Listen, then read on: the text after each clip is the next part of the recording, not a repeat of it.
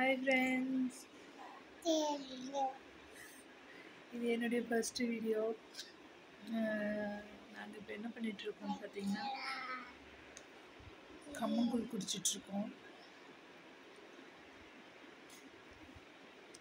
Madam கம்மங்கூழ் குடிச்சிட்ருக்குறாங்க.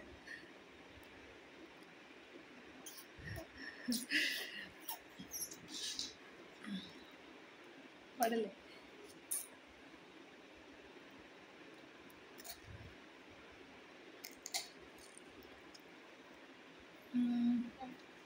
கோழி குழம்பு எப்படி செய்கிறது அப்படிங்கிற ஃபுல் வீடியோ இப்போ அப்லோட் பண்ண போகிறேன். பார்த்துட்டு எனக்கு கமெண்ட் பண்ணுங்கள், என்னுடைய சேனலை சப்ஸ்கிரைப் பண்ணுங்கள், ப்ளீஸ் லைக் பண்ணுங்கள்.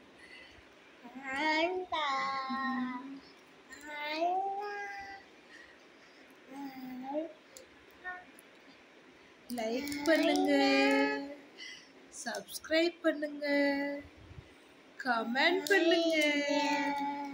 தேங்க்யூ. வாங்க வீடியோக்குள்ள போகலாம்.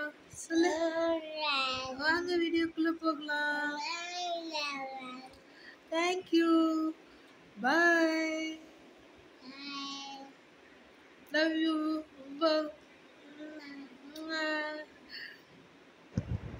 வாங்க வீடியோக்குள்ள போகலாம். வடிச்சிட்டு வச்சுட்டு அதில் ஒரு கைப்பிடி அரிசி போட்டுக்கோங்க. அது நல்லா வறுத்து எடுத்துடணும், எண்ணெய் இல்லாமல் வறுத்துக்கணும்.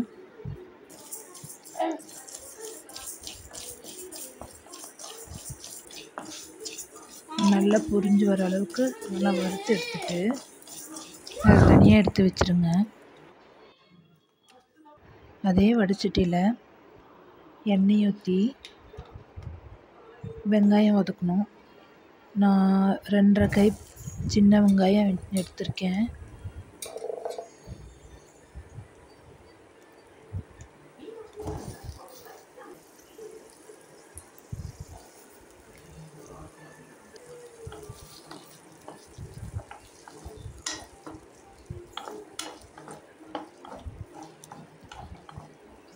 வெங்காயம் லைட்டாக வதங்கினா போதும். அடுத்தது பூண்டும் இஞ்சி ஒரு பெரிய துண்டு இஞ்சி கட் பண்ணி சேர்த்துக்கோங்க. ரெண்டும் நல்லா வதக்கிக்கோங்க.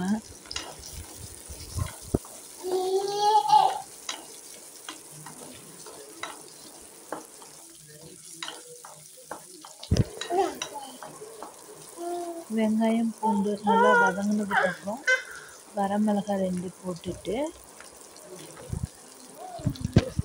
ஒரு தக்காளி பழம், மீடியம் சைஸ் தக்காளி பழம் சேர்த்துக்கோங்க.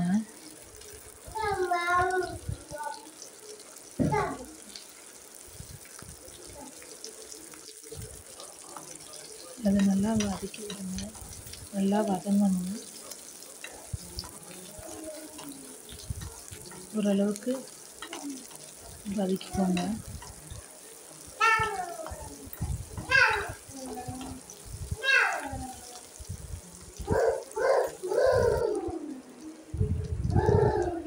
அதுக்கப்புறம் ஒரு கொத்து கறிவேப்பிலை,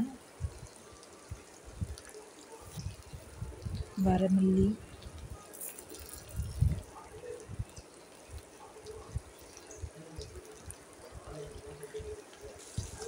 சோம்பு கொஞ்சம் சேர்த்துக்கோங்க. சோம்பு சேர்த்ததுக்கப்புறம் சீரகம் 2 ஸ்பூன், சீரகம் மிளகு 2 ஸ்பூன் சேர்த்துக்கோங்க.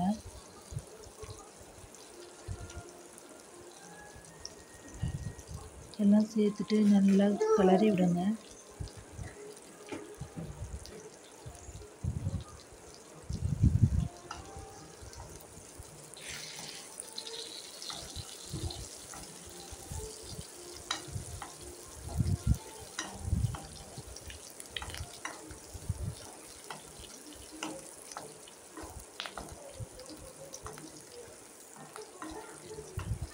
ஹை ஃப்ளேமில் வைக்காதீங்க, மீடியம் ஃப்ளேம் இல்லைன்னா சிம்மில் வச்சுக்கோங்க.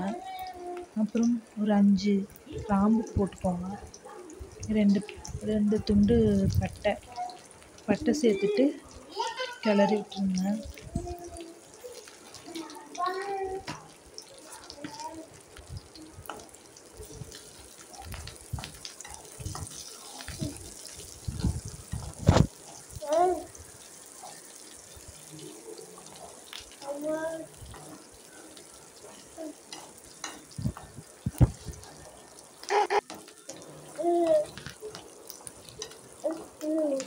அதுக்கப்புறம் வறுத்து வச்ச அரிசியை சேர்த்து வதக்கணும்.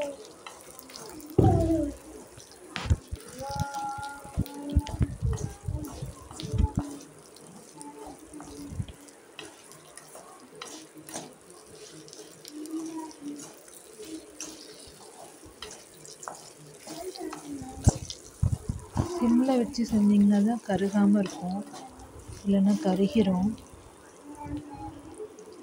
அதுக்கப்புறம் மஞ்சள் தூள், 1 ஸ்பூன் சேர்த்துக்கோங்க.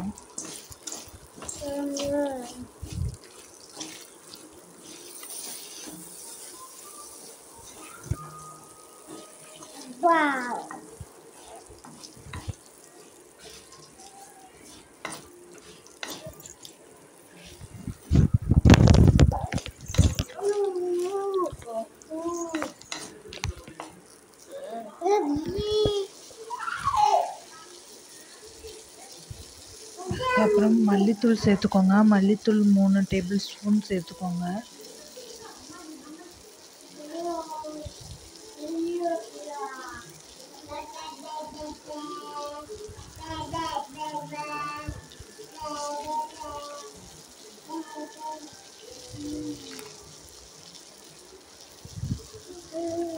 மல்லித்தூள் சேர்த்து நல்லா கிளறி விடுங்க. நல்லா கிளறி விட்டு அடுப்பை ஆஃப் பண்ணிட்டு இதை ஆற வச்சிருங்க.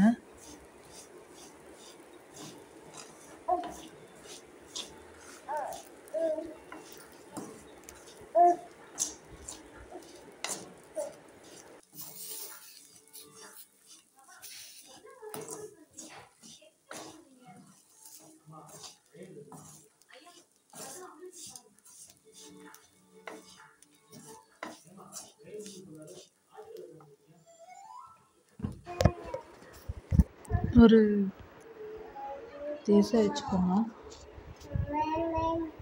அதில் எண்ணெய் ஊற்றிட்டு கொஞ்சம் எண்ணெய் சேர்த்தியே ஊற்றிக்கோங்க. கறி வதக்கிறதுக்கு கடுகு போட்டு அடுத்தது பச்சை மிளகாய் போடுங்க. பச்சை மிளகாய் 2 போட்டு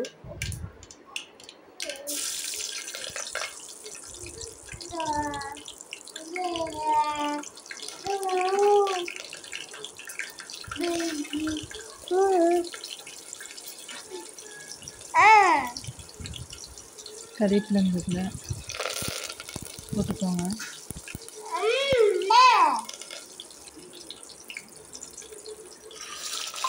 அப்புறம் கழுவி வச்சுருக்க கோழிக்கறியை அதில் சேர்த்துக்கோங்க.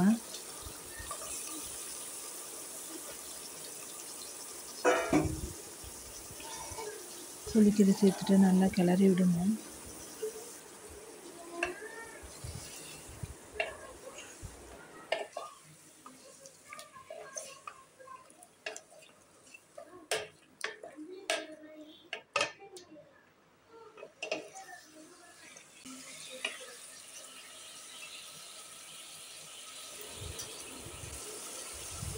கறி நல்லா கொஞ்சம் வதங்கினதுக்கப்புறம் மஞ்சத்தூள் போட்டுக்கோங்க. அப்போ தான் கறி வந்து அந்த ஸ்மெல் இல்லாமல் இருக்கும். அதுக்கப்புறம் உப்பு,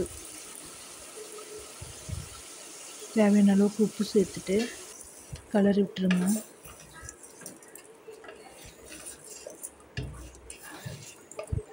கிளறி விட்டுட்டு ஒரு 2 நிமிஷம் வந்து சிம்லேயே வச்சுருங்க.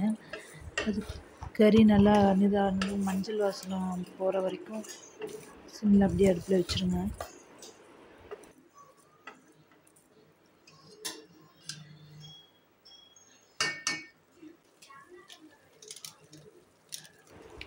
அதுக்கப்புறம் சிக்கன் மசாலா கொஞ்சம் சேர்த்துக்கோங்க. உங்களுக்கு காரத்துக்கு தேவையான அளவுக்கு ஒரு 2 ஸ்பூன் சேர்த்துக்கோங்க.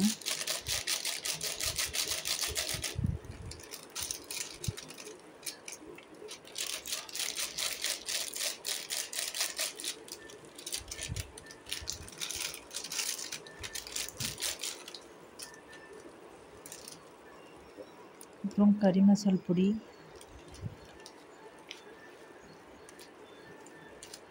அதுவும் 2 ஸ்பூன் போட்டுக்கோங்க. சேர்த்துட்டு அதை நல்லா கிளறி விட்டுருங்க. அப்படியே சிம்லேயே கொதிக்க விடுங்க. நல்லா ஜூஸியாக வந்துடும். அதுக்குள்ளே நம்ம வதக்கி வச்சுருந்ததெல்லாம் அரைச்சிட்டு வந்துடலாம். நல்லா அந்த தண்ணியெல்லாம் அதுலேயே இருக்க தண்ணியெல்லாம் இதாகி வந்துடும், சுண்டி வந்துடும் நல்லா.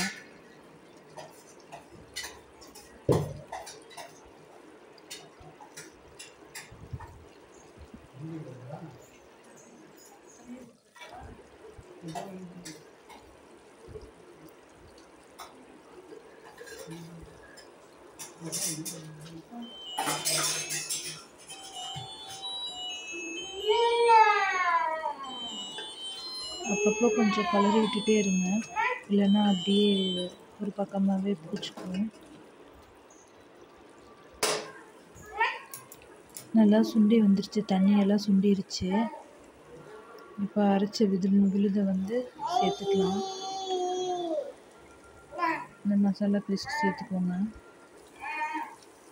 அதில் 3/4 சேர்த்துக்கோங்க, கொஞ்சம் எடுத்து தனியாக எடுத்து வச்சுருங்க.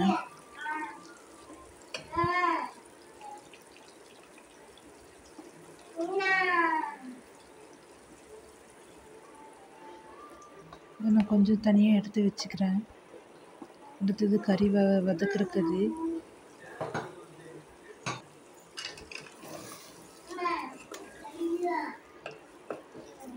கறி நல்லா வதக்கி விட்டு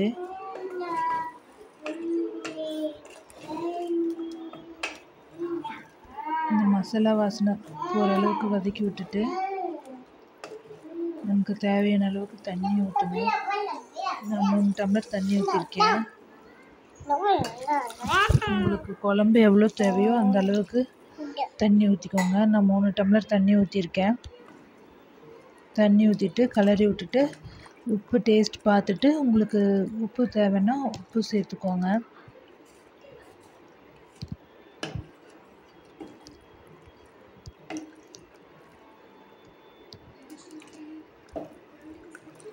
நல்லா கலந்து விட்டுட்டு ஒரு தட்டு வச்சு மூடிடுங்க. நல்லா கொதிச்சு வரட்டும். பாதி அளவுக்கு மட்டும் மூடுங்க, ஆவி வெளியே வரணும். இப்போ பாருங்கள், நல்லா கொதிச்சு வந்துருச்சு. அதுக்குள்ளே சாப்பாடும் ஒரு பக்கம் வச்சாச்சு. நல்லா கொதிச்சு வந்துருச்சு, குழம்பு ரெடி ஆயிடுச்சு. இந்த குழம்பு சூப்பராக இருக்கும்.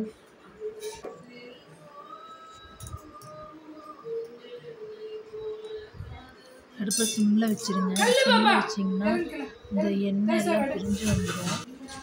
இங்கே பாருங்கள், எண்ணெயெல்லாம் பிரிஞ்சு வந்துருச்சு. இந்த டைமில் அடுப்பை ஆஃப் பண்ணிவிட்டு இதை அப்படியே எடுத்து தனியாக வச்சுடுங்க.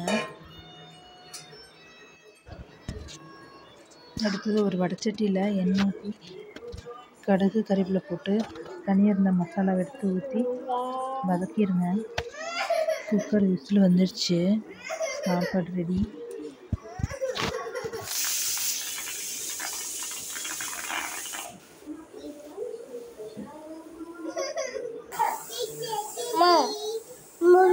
மசாலா நல்லா பச்சை வாசனை போகணும். கறியை அந்த குழம்பு கறியை தனியாக அரைச்சி சேர்த்துக்கோங்க.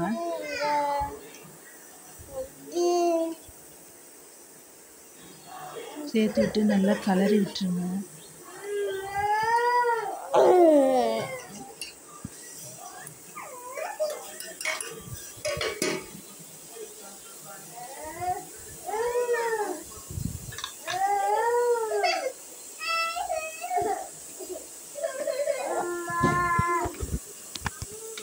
கறியை நல்லா வதக்கி விட்டுட்டு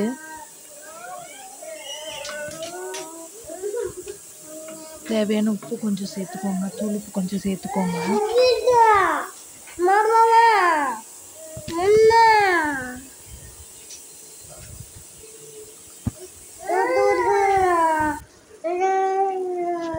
கறி மசால் பொடியும் சிக்கன் மசாலாவும் கொஞ்சம் சேர்த்துட்டு நல்லா வதக்கி விட்டு நல்லா சுண்டினதுக்கப்புறம்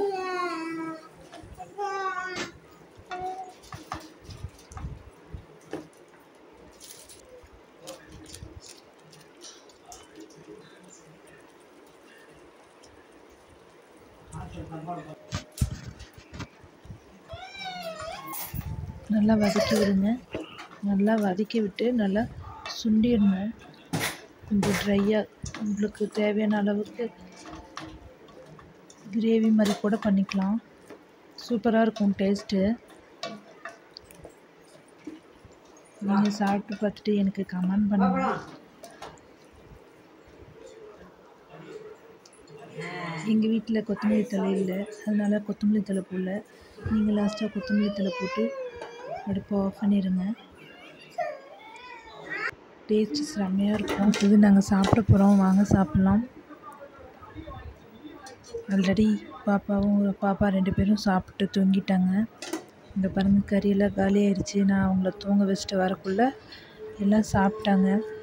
எங்கள் மாமனார், எங்கள் வீட்டுக்காரரு எல்லோரும் சாப்பிட்டாங்க. லாஸ்ட்டாக எனக்கு மட்டும் கொஞ்சம் குழம்பு எல்லாம் காலி.